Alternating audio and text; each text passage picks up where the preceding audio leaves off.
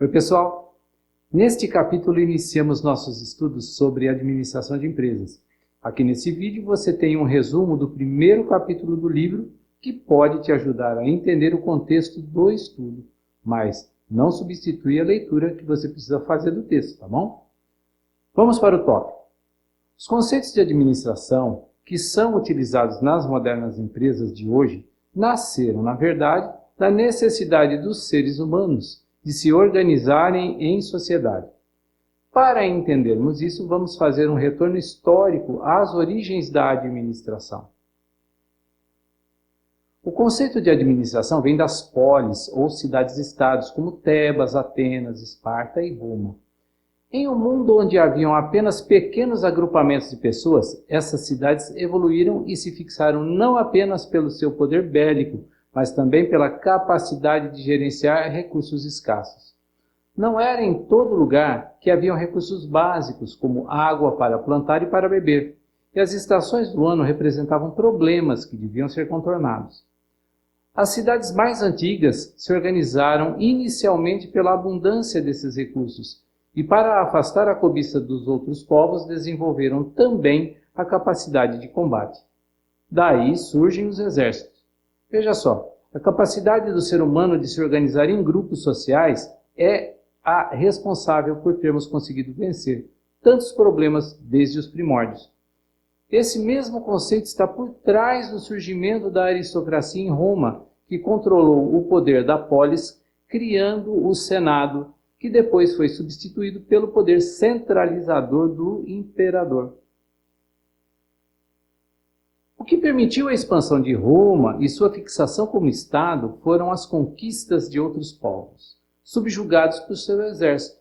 No contexto da administração, é importante observar o exército romano e a sua capacidade operacional. Pense na evolução de suas conquistas entre o ano 510 a.C. até os anos 20 da era cristã. Nesse período, praticamente toda a Europa estava dominada, além de parte da África. O poder central continuava sendo Roma, e isso exigiu a construção de uma ótima estrutura logística, sobretudo de informações. Por exemplo, para garantir a centralização do mando pelo imperador, foi organizada uma rede de prepostos, ou auxiliares de confiança do imperador, que detinham o poder local e mandavam em seu nome. Roma tomava as nações, mas procurava manter uma certa distância dos problemas locais, se concentrando sobretudo na coleta de impostos, que era sua fonte de financiamento. Mas uma das coisas complicadas com que tinha que lidar era a religião. Muitos dos povos dominados eram pagãos e o império tentou resolver as revoltas que começaram a surgir, instituindo uma religião oficial. Daí surge a Igreja Católica Apostólica Romana.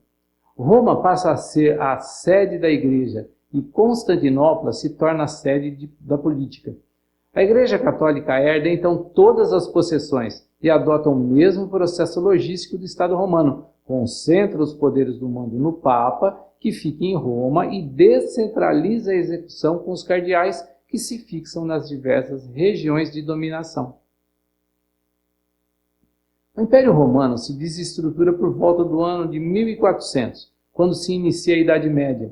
Nesse período, as pequenas aldeias se transformam em cidades e a demanda por produtos aumenta. Aí, uma nova categoria de pessoas, os artesãos, passam a operar nessas pequenas cidades. Uma horda de ferreiros, carpinteiros, padeiros se organizam em sociedades para se proteger da concorrência. Assim, nascem as corporações de ofício.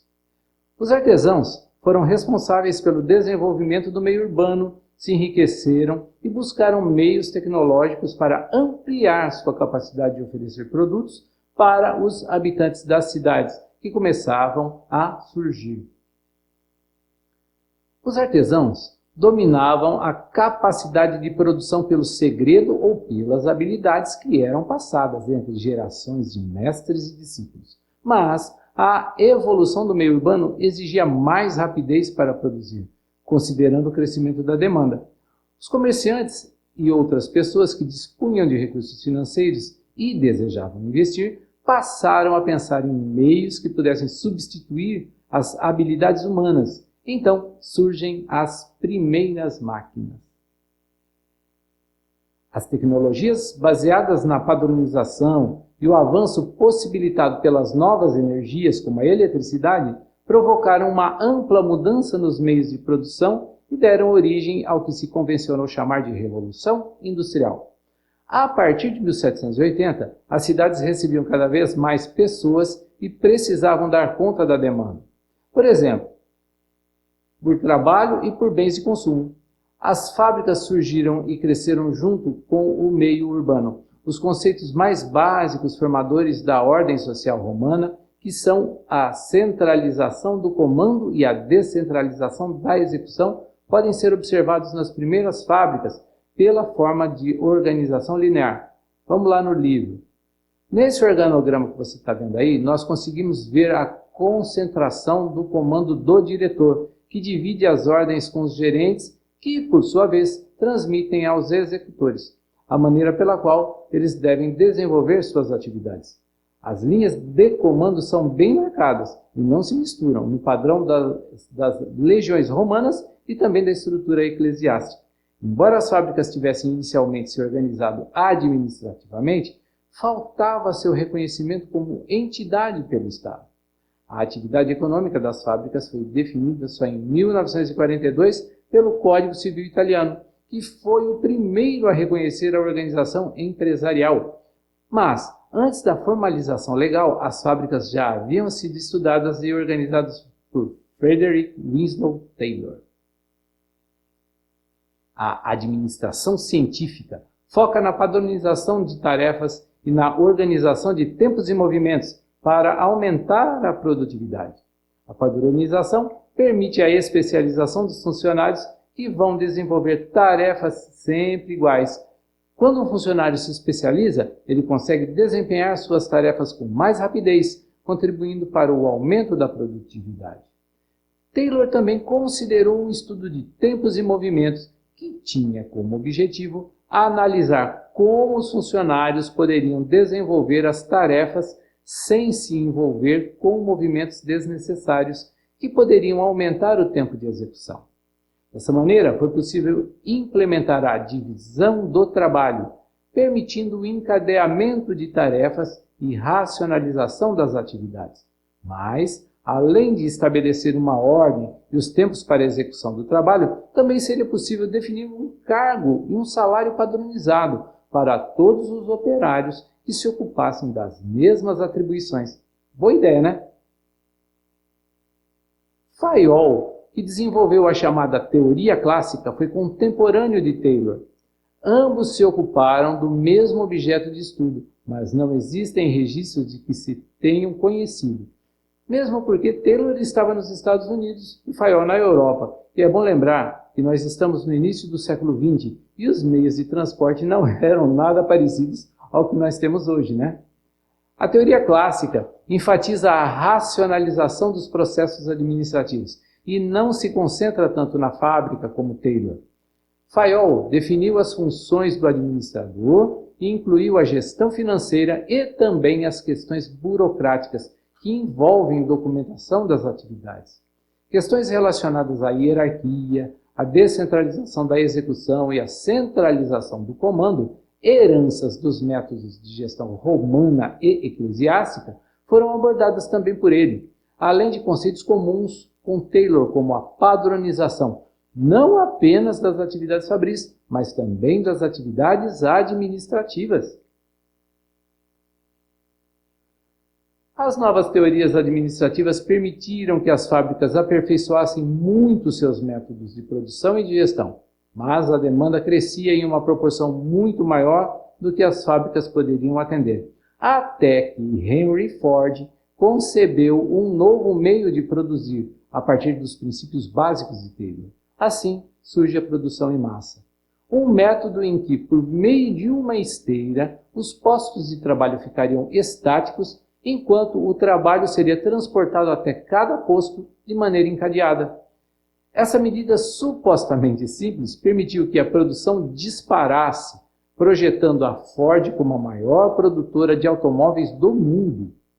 Ford foi o responsável pela introdução de 3 princípios na produção: intensificação, que consiste em reduzir ao máximo o tempo de produção; economicidade, que representa o esforço de redução de estoques; e produtividade, que se apoia na especialização do operário e na racionalização das atividades. Acontece que a Revolução Industrial trouxe enormes mudanças para a sociedade. O mecanicismo é um conceito que explica bem o nível de mudança a que foi submetido o ser humano. É desse conceito que os engenheiros entenderam as pessoas como máquinas e o relógio como sua mais perfeita metáfora. A vida passa a circular ao redor da fábrica. Na era industrial, a aflição do ser humano passa a ser produzir cada vez mais rápido, no máximo de horas que puder trabalhar, e não mais se o ciclo das chuvas vai trazer uma boa colheita. Os empresários, pelo seu lado, deram sustentação efetiva à ideia do Homo economicus, enaltecida por Adam Smith e defendida pelos liberais desde o século XVIII. Segundo essa ideia, os seres humanos são completamente racionais e suas decisões buscando maximizar aquilo que lhes traz o melhor custo-benefício. Essa leitura que os empregadores da época associavam ao trabalho no seu mais alto rendimento também à remuneração. Ou seja, os incentivos de natureza não financeira, como bem-estar, satisfação, alegria, não eram considerados. Mas é lógico que esse pensamento não podia prosperar. Estudos de John Dewey, Kurt Lewin, entre outros, realizados a partir da grave crise iniciada em 1929, revelaram que as interações sociais influenciavam as reações individuais diante das mazelas impostas pelas jornadas de trabalho exaustivas e pela baixa remuneração. Então, em contraposição ao conceito de Homo economicus, cria-se o conceito de homem social, que define as pessoas como indivíduos complexos, que reagem às proposições de seu grupo social e buscam no interior desses grupos a satisfação, que se traduz em comportamentos esperados pelos grupos e que podem ser contrários ao que pretendia o capitalista. Esse comportamento foi identificado por um experimento produzido por Elton Mayo, que ficou conhecido como experimento de Hawthorne.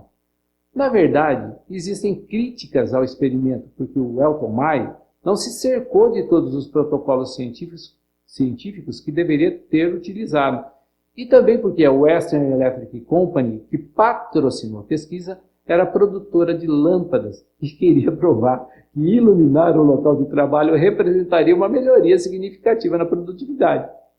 Bom, isso também está correto, né? Mas o que é importante é que o estudo revelou que o trabalho em grupo está sujeito às regras sociais do próprio grupo, que podem anular ou modificar as regras do sistema organizacional. Além disso, ficou claro que o comportamento do grupo prevalece sobre os comportamentos individuais. Essa descoberta se contrapôs aos processos fordistas-tayloristas, que se posicionavam fortemente sobre a questão da remuneração e do treinamento. Até por volta da década de 1950, o que se buscava no trabalhador eram suas habilidades técnicas, e era por meio delas que Taylor definia os cargos e a remuneração. Acontece que em 1950 o mundo já estava acostumado a consumir, e o término da Segunda Guerra provocou ainda mais o consumo. Em um mercado de alta demanda, é lógico que a concorrência se acirra. Então, de olho nesse mercado, muitas empresas começaram a surgir, e com as modernas facilidades de transporte e comunicações, as exportações cresceram. O acirramento da concorrência fez com que as empresas buscassem diferenciais competitivos. Surge, então, um novo paradigma de administração que influenciou novamente todo mundo. Mas isso é assunto para a próxima aula. Tchau!